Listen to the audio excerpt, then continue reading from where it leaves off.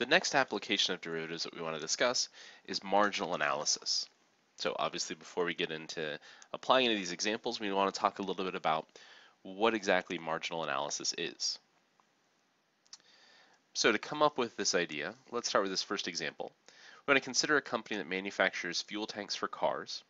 If their total weekly cost in dollars of producing X tanks is given by this cost function, we want to find that function evaluated at 501 minus that cost function evaluated at 500. So in Wolfram Alpha, we can start typing in the function that we want to evaluate. So 10,000 plus 90 times first evaluating this at 501 minus 0.05 times 501 squared. So that's the cost function evaluated at 501. Then we want to subtract, and we'll put this second expression in parentheses to make sure we're subtracting that entire expression. The exact same function, but in this case evaluated at 500. And close off one last set of parentheses at the end.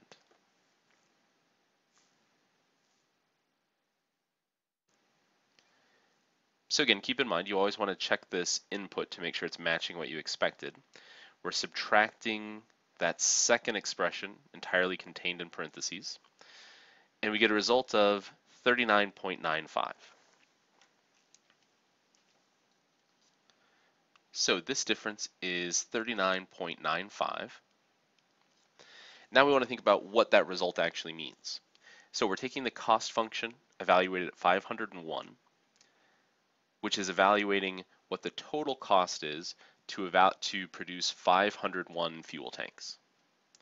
Then we're subtracting the cost of producing the first 500. So in doing that, what we're finding is the exact cost of producing the 501st fuel tank, and we're finding that exact cost to be $39.95. So we can come up with that, and we could do that for any different fuel tank. We could find that exact cost. Now in part B, we want to find the derivative of the cost function.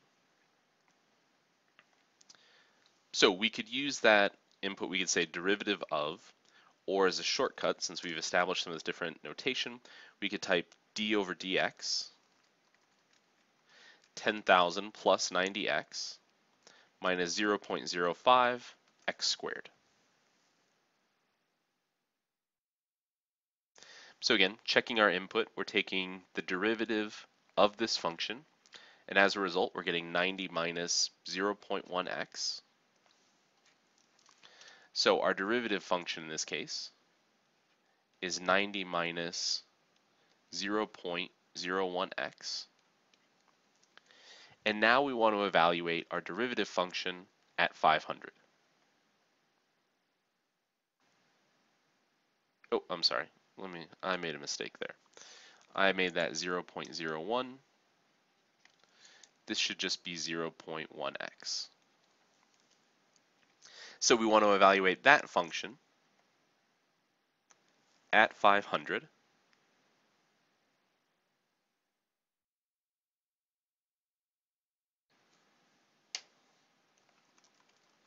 So we can evaluate our derivative function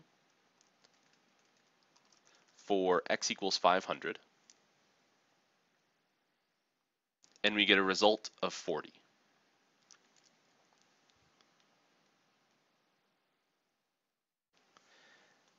So what we're coming up with is a number that's very, very close to that exact cost of $39.95.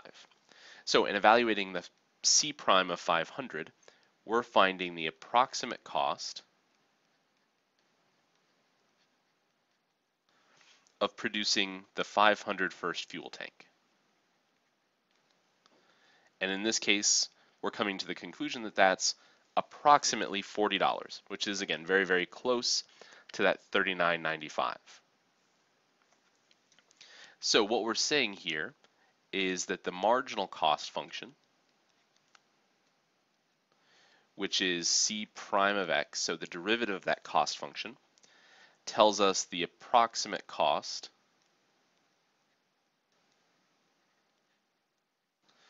of producing one more item.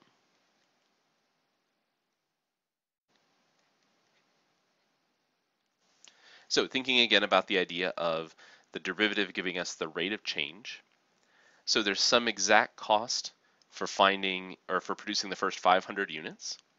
If the rate of change is 40, that means if we increase production by 1, it's going to cost us an additional $40.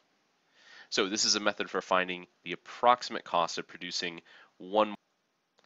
So in addition to looking at marginal cost, which is C prime of x, so the derivative of our cost function, we can also consider the marginal revenue, which is R prime of x, or marginal profit, which is P prime of x. So taking the derivative of our revenue function, taking the derivative of a profit function. We can also look at marginal average cost, marginal average revenue, marginal average profit. So marginal average cost would be the derivative of the average cost function. Marginal average revenue would be the derivative of the average revenue function. And marginal average profit would be the derivative of the average profit function. And keep in mind, to get those average functions, all we do is take the original function and divide it by x. So average cost is cost function divided by x. Average revenue is going to be the original revenue function divided by x. And average profit will be the profit function divided by x.